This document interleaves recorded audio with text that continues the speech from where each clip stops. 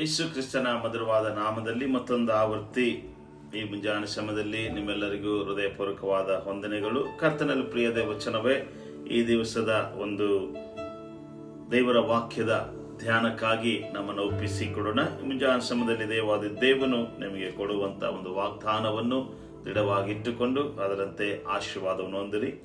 ಇವತ್ತಿನ ದೇವರ ವಾಕ್ಯದ ಧ್ಯಾನಕ್ಕಾಗಿ ಕೀರ್ತನೆಗಳು 37 ಅದರ 24ನೇ ವಚನ. ದೇವರ ವಾಕ್ಯ ಹೇಳ್ತಾ ಇದೆ, ಅವನು ಕೆಳಗಡೆ ಬಿದ್ದರೂ ಏಳದೆ ಹೋಗುವುದಿಲ್ಲ, ಯೆಹೋವನು ಅವನನ್ನು ಕೈ ಹಿಡಿದು ಉದ್ಧಾರ ಮಾಡುವನೆಂಬುದಾಗಿ.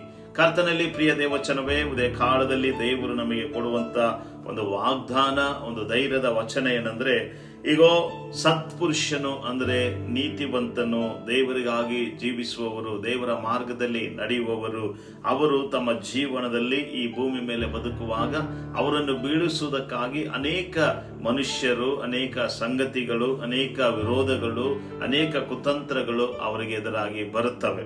ಆದರೆ ಅನೇಕ ಸಾರಿ ನಾವು ಅವರು ಮಾಡುವಂತ ಕುತಂತ್ರದಲ್ಲಿ ನಾವು ಬಿದ್ದು ಹೋಗ್ತೇವೆ. ನಮ್ಮನ್ನು ಅವರು ಕೆಳಗಡೆ ಬೀಳಿಸ್ತಾರೆ. ಅದು ನಮ್ಮ ಕುಟುಂಬ ಜೀವಿತ, ನಮ್ಮ ವೈಯಕ್ತಿಕ ಜೀವಿತ, ನಮ್ಮ ಆತ್ಮೀಯ ಜೀವಿತ, ನಮ್ಮ ಒಂದು ಬಿಸ್ನೆಸ್ ಆಗಿರ್ಬೋದು, ನಮ್ಮ ಕೆಲಸ ಆಗಿರ್ಬೋದು, ನಮ್ಮ ಆಫೀಸಲ್ಲಿ ಆಗಿರ್ಬೋದು, ಯಾವುದೋ ಒಂದು ಕಾರ್ಯಗಳಲ್ಲಿ ನಮ್ಮನ್ನು ಅವರು ಬೀಳಿಸುತ್ತಾರೆ.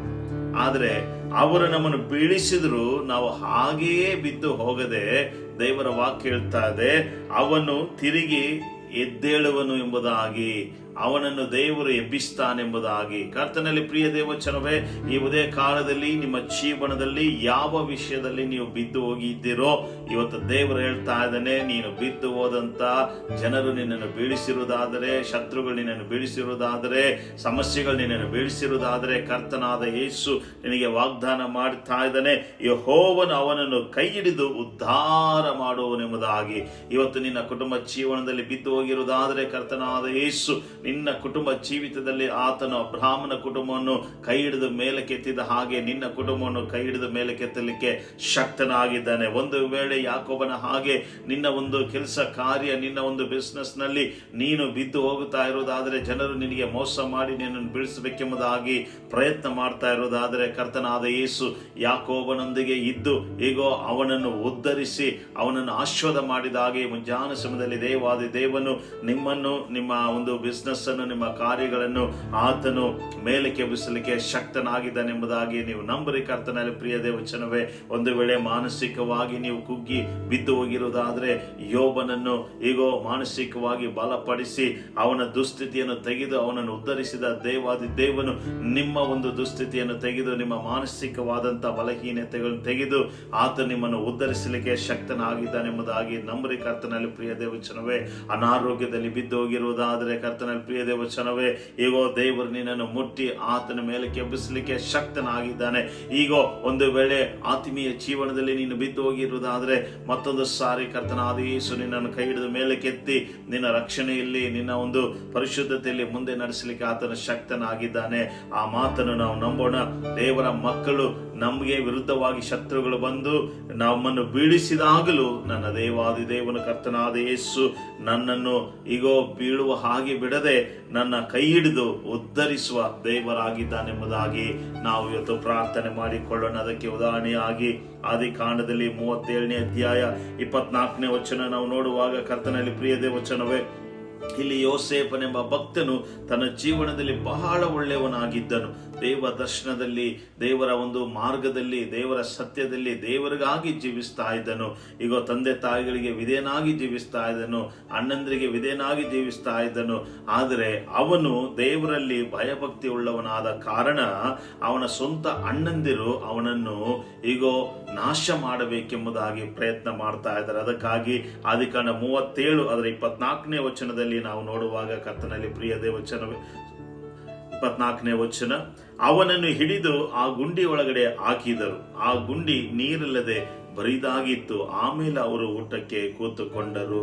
ಕರ್ತನ ನಾಮಕ್ಕೆ ಸ್ತೋತ್ರವಾಗಲಿ. ಪ್ರಿಯ ದೇವಚನವೇ, ಇಲ್ಲಿ ನೀತಿವಂತನಾಗಿ ಒಳ್ಳೆಯವನಾಗಿ ದೇವರ ಭಯಭಕ್ತಿಯಲ್ಲಿ ಜೀವಿಸಿದಂತ ಯೋಸೇಫನನ್ನು ಸ್ವಂತ ಅಣ್ಣಂದಿರು ನೀರಿಲ್ಲದ ಒಂದು ಗುಂಡಿ ಒಳಗಡೆ ಅವನನ್ನು ಎತ್ತಿ ಬಿಸಾಕಿದರು ಎಂಬುದಾಗಿ ನಾವು ನೋಡುತ್ತಾ ಇದ್ದೇವೆ. ಅವರು ಯಾಕೆ ಎತ್ತಿ ಬಿಸಾಕಿದರು ಅಂದರೆ ಅವನನ್ನು ಸಾಯಿಸಬೇಕು, ಅವನು ಸತ್ತೋಗಬೇಕೆಂಬುದಾಗಿ ಹಾಕಿದರು. ಆದರೆ ಕರ್ತನಲ್ಲಿ ಪ್ರಿಯ ದೇವಚನವೇ, ಮನುಷ್ಯರು ನಮ್ಮನ್ನು ಗುಂಡಿ ಒಳಗಡೆ ಹಾಕಿದರು, ಮನುಷ್ಯರು ನಮ್ಮನ್ನು ಕೆಳಗಡೆ ಬೀಳಿಸಿದರು, ಮನುಷ್ಯರು ನಮ್ಮನ್ನು ಹಾಳು ಮಾಡುವುದಕ್ಕಾಗಿ ಅವರು ಪ್ರಯತ್ನ ಪಟ್ಟರು.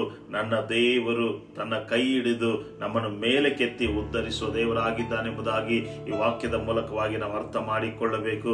ಅದ ಕುಣಿಯೊಳಗಡೆ ಹಾಕಿ ಅವರು ಊಟ ಮಾಡು ಕೂತ್ಕೊಂಡಾಗ ಅಲ್ಲಿ ಏನಾಗ್ತಾ ಇದೆ ಅಂದ್ರೆ, ಕರ್ತನಲ್ಲಿ ಪ್ರಿಯ ದೇವಚನವೇ, ಈಗ ಅದರ ಒಂದು 26-27 ವಚನ, ಯೆಹೂದನು ತನ್ನ ತಮ್ಮಂದಿರಿಗೆ, ನಾವು ಇವನನ್ನು ಗುಂಡಿಯೊಳಗಡೆ ಹಾಕಿ ಸಾಯಿಸೋದು ಬೇಡ, ಈಗ ಅವನನ್ನು ಇಸ್ಮಾಯಿಲರಿಗೆ ಮಾರಿಬಿಡೋಣ ಅಂತ ಹೇಳಿ ಅವನನ್ನು ಮೇಲೆ ಕೆತ್ತಿ ಅವನನ್ನು ಈ ಒಂದು ಇಸ್ಮಾಯಿಲರಿಗೆ ಮಾರಿಬಿಟ್ಟರೆಂಬುದಾಗಿ. ಕರ್ತನಲ್ಲಿ ಪ್ರಿಯ ದೇವಚನವೇ, ನೋಡಿ, ಅವನನ್ನು ಗುಂಡಿ ಒಳಗಡೆ ಹಾಕಿ ಸಾಯಿಸಬೇಕೆಂಬುದಾಗಿ ಅಂದುಕೊಂಡ್ರು. ಆದರೆ ಸ್ವಲ್ಪ ಸಮಯದಲ್ಲಿಯೇ ದೇವರು ಅವರೊಳಗಡೆ ಮಾತಾಡಿ ಈಗ ಇಸ್ಮಾಯಿಲರನ್ನು ಅಲ್ಲಿ ಬರಮಾಡಿ ಆ ಇಸ್ಮಾಯಿಲರಿಗೆ ಮಾರುವಂತ ಮನಸ್ಸು ಅಣ್ಣಂದರಿಗೆ ಕೊಟ್ಟು ಅವನನ್ನು ಕುಣಿ ಒಳಗಡೆಯಿಂದ ಎತ್ತಿ ಆ ಒಂದು ಇಸ್ಮಾಯಿಲರಿಗೆ ಅವನನ್ನು 20 ನಾಣ್ಯಗಳಿಗೆ ಮಾರಿದರೆಂಬುದಾಗಿ ನಾವು ನೋಡ್ತಾ ಇದ್ದೇವೆ. ನೋಡಿ, ಮನುಷ್ಯರು ಕುಣಿಯೊಳಗಡೆ ಹಾಕಿದರು, ಆದರೆ ದೇವರು ಅವನನ್ನು ಕುಣಿಯಿಂದ ಮೇಲೆ ಎತ್ತುವಂತ ಒಂದು ಕಾರ್ಯವನ್ನು ಮಾಡಿ ಯೋಸೇಫನು ಮುಂದೆ ಆ ಇಸ್ಮಾಯಿಲರು ಪಟಿಫೋರನ ಮನೆಯಲ್ಲಿ ಮಾರಿ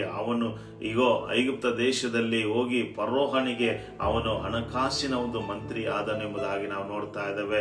ಮನುಷ್ಯರು ನಮ್ಮನ್ನು ಕುಣಿ ಒಳಗಡೆ ಬೀಳಿಸುವುದಕ್ಕಾಗಿ ಪ್ರಯತ್ನ ಮಾಡಿ ನಮ್ಮನ್ನು ಕುಣಿ ಒಳಗಡೆ ಹಾಕಿದಾಗಲೂ ಕೆಳಗಡೆ ಬೀಳಿಸಿದಾಗಲೂ ನನ್ನ ಕರ್ತನು ತನ್ನ ಕೈ ಹಿಡಿದು ಮೇಲೆ ಕೆತ್ತಿ ನಮ್ಮನ್ನು ಉದ್ಧರಿಸುವನಾಗಿದ್ದಾನೆ. ಯೋಸೇಫನನ್ನು ಸ್ವಂತ ಅಣ್ಣಂದಿರು ಕುಣಿಯಲ್ಲಿ ಹಾಕಿ ಸಾಯಿಸಬೇಕಂದುಕೊಂಡರು. ಆದರೆ ಅದೇ ಸಮಯದಲ್ಲಿ ದೇವರು ಇಸ್ಮಾಯಿಲರನ್ನು ಕಳಿಸಿ ಈಗ ಅವರ ಮೂಲಕವಾಗಿ ಅಣ್ಣಂದಿರು ಅವನನ್ನು ಇಸ್ಮಾಯಿಲರಿಗೆ ಮಾರುವಂತೆ ಪ್ರೇರೇಪಿಸಿದನು. ಹಾಗೆ ಪ್ರೇರೇಪಣೆ ಕೊಟ್ಟರು. ಆ ಒಂದು ಇಸ್ಮಾಯಿಲರು ಈ ಒಂದು ಯೋಸೇಫನನ್ನು ತೆಗೆದುಕೊಂಡು ಹೋಗಿ ಪಟಿಫೋರನಿಗೆ ಮಾರಿದರು. ಅಲ್ಲಿ ಐಗುಪ್ತ ದೇಶದಲ್ಲಿ ಇದ್ದು ಐಗುಪ್ತ ದೇಶದ ಒಳ್ಳೆ ಒಂದು ನಾಯಕನಾಗಿ ಮಂತ್ರಿ ಆಗಿ ಅವನು ಇಡೀ ಐಗುಪ್ತ ದೇಶವನ್ನು ತನ್ನ ಹತೋಟಿಯಲ್ಲಿ ತೆಗೆದುಕೊಂಡನೆಂಬುದಾಗಿ ನೋಡ್ತೇವೆ. ಕರ್ತನಲ್ಲಿ ಪ್ರಿಯ ದೇವಚನವೇ, ಈ ಮುಂಜಾನೆ ಸಮಯದಲ್ಲಿ ಯಾವುದು ನಿಮ್ಮನ್ನು ಕೆಳಗಡೆ ಹಾಕಿದೆಯೋ, ಯಾವ ಕಾರ್ಯಗಳು ಕೆಳಗಡೆ ಬಿದ್ದು ಹೋಗಿದವೋ, ಇವತ್ತು ನೀವು ಯೋಚನೆ ಮಾಡ್ರಿ. ಯೋಸೇಫನನ್ನ ಕೈ ಹಿಡಿದು ಮೇಲೆ ಕೆತ್ತಿ ಉದ್ಧರಿಸಿದ ದೇವರು ನಿಮ್ಮನ್ನು, ನಿಮ್ಮ ಒಂದು ಬಿಸ್ನೆಸ್, ನಿಮ್ಮ ಕೆಲಸ, ನಿಮ್ಮ ಕುಟುಂಬ, ನಿಮ್ಮ ಕಾರ್ಯಗಳು ಎಲ್ಲವನ್ನು ಕೈ ಹಿಡಿದು ಮೇಲೆ ಕೆತ್ತಿ ಉದ್ಧರಿಸಿ ನಿಮ್ಮನ್ನು ಆಶೀರ್ವಾದ ಮಾಡಲಿಕ್ಕೆ ಶಕ್ತನಾಗಿದ್ದಾನೆ. ದೇವರು ಈ ವಾಕ್ಯಗಳ ಮೂಲಕವಾಗಿ ನಿಮ್ಮನ್ನು ಆಶೀರ್ವಾದ ಮಾಡಲಿ.